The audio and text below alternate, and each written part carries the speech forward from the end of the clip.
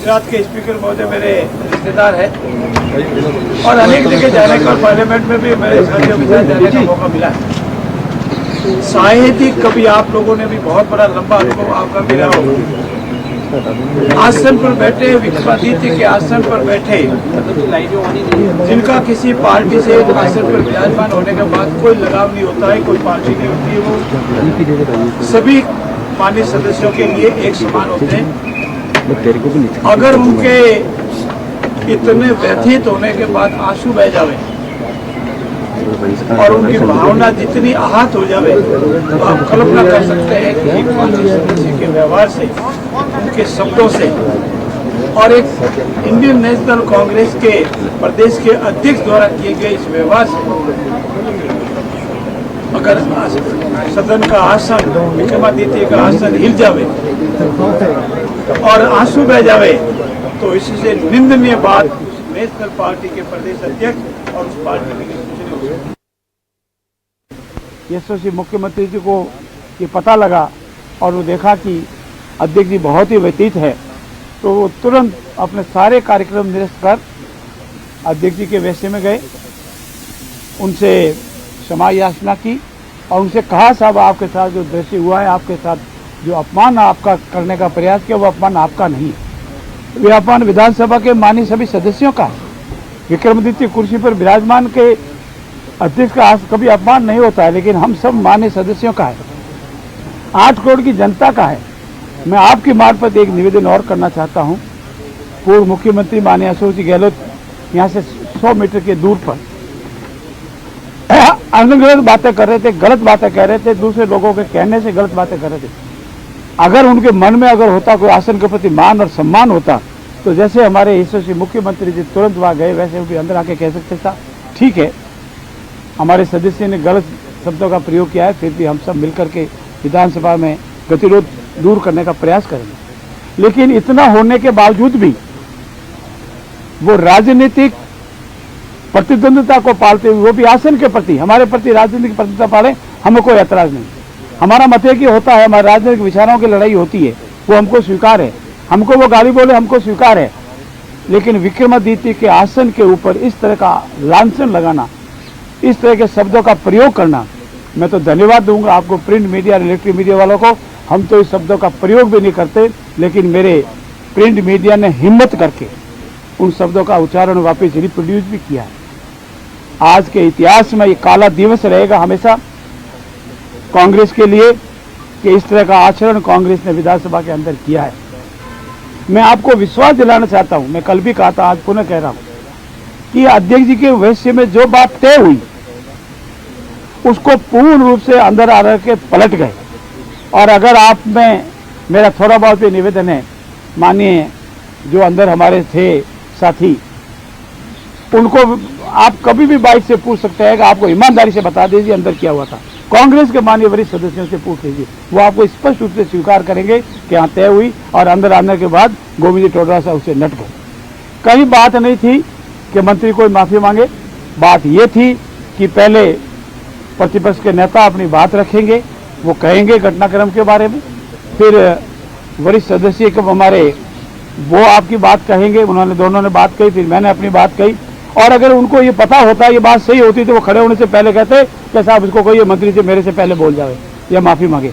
बोल गए, माफी नहीं मांगी, टाल गए और फिर एक पलटू तरी की तरह इस तरह से व्यवहार जो किया है वो राजस्थान के विधानसभा में बहुत ही शर्मनाक है। और वो भी कांग्रेस के प्रदेश के अध्यक्ष द्वारा, उसको बड़ा दिल रखना चाहिए। वो कहता साहब मैं मेरी पार्टी का अध्यक्ष, प्रदेश अध्यक्ष हूँ, विधानसभा चले, मुद्दों की बात हो, राजस्थान की जनता के विकास की बात हो, और इस तरह से पलटू बन करके मैं नहीं मांगूंगा, जुत्ती मांगेगी, तेरी जुत्ती मेरी जुत्ती, इन शब्दों का प्रयोग ठीक नहीं है। और सबसे खेद से बात वो है कि विधानसभा के अध्यक्ष के वेश्य में उनके स्वयं के वरिष्ठ सदस्यों की मौजूदगी में हुई बात को पलट के अभी कह रहे नहीं, ये तय ही नहीं हुआ था। मुझे शर्मनाक बात है। कब कौन हमारी बात पर विश्वास करेगा, कब अध्यक्ष की बात पर विश्वास करेगा, कब उनके वरिष्ठ सदस्य उनकी बातों पर विश्वास करेगा।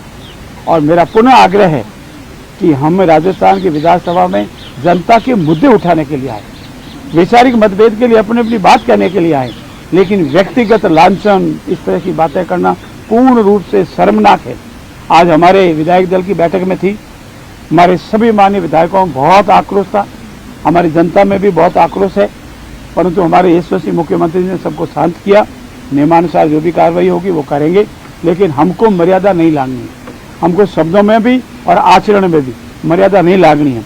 और आज आपने विधानसभा के फ्लोर पर देखा होगा, सभी पक्ष और प्रतिपक्ष के नेता भी थे, खाली बीजेपी वाले नहीं थे, सभी ने जो निर्दलीय थे, दूसरे दलों के लोग भी थे, उन्होंने भी किस शब्दों में कहा है कि इसलिए हमारे लिए शर्मनाक बात है कि अध्यक्ष आसन के लिए कहा है और अध्यक्ष जी का जो मन व्यथित हुआ और जिस तरह से उन्होंने भाव प्रकट करने से गला रुध गया उनका, इससे भी अगर उनको शर्म नहीं आती है तो कांग्रेस के कभी भूल जाओ मित्रों, कभी उनको शर्म भी आएगी या कोई मर्यादा भी वो समझेंगे या कोई आन और मान भी कोई समझेंगे या किसी की इज्जत करना भी सीखेंगे।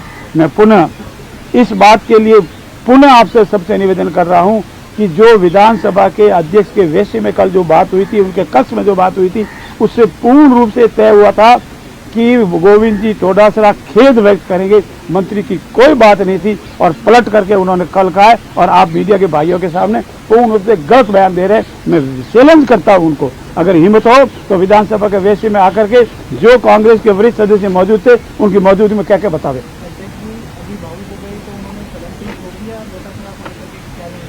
देखिए, ये हमारे लिए बहुत ही दुखद क्षण होगा, पर कई बार मजबूरियां भी होती है।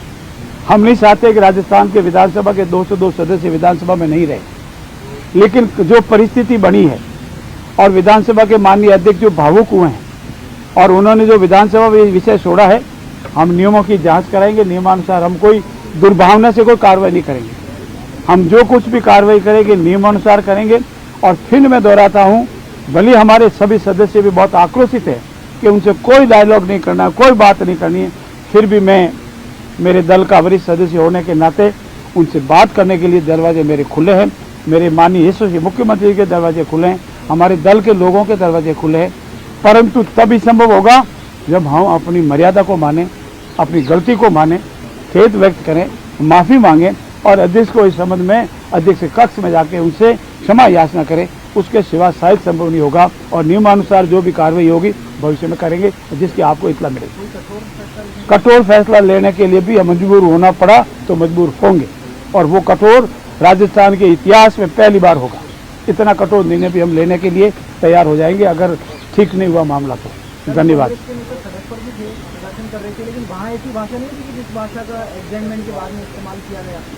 कांग्रेस के बाहर जो धरना दिया उसका मैं साक्षी नहीं हूं, लेकिन मैं इतना कह सकता हूं, आप तो बहुत अनुभवी है। इन्होंने पहले जिलों में आह्वान किया, जिलों की क्या संख्या रही, 15, 20, 50, 10, 20, 15 और कुछ जिले तो ऐसे हैं जिन्होंने आंदोलन भाग नहीं लिया, उनको नोटिस दिया गया उनके अध्यक्ष को, लेकिन उन्होंने कोई परवाह नहीं की, ये गलत हम नहीं लेंगे। और कल जो धरना था कितनी संख्या थी वो आप जानते, क्योंकि आप सारे, हमारा धरना हो, उनका धरना हो और विपक्षी का धरना हो, कर्मचारियों का हो, आप धरना जरूर देखते। कितनी संख्या थी, क्या था, कुछ भी नहीं था। और आज मैं आपको विश्वास दिलाता हूं कि एक दल से, एक वर्ग से संबंधित आज वो कोई विधायक इस धरने में नहीं थे। जो कल विधानसभा में आए थे वो आज नहीं थे, आज दूसरे लोग आए थे और दूसरे समर्थक आज आए थे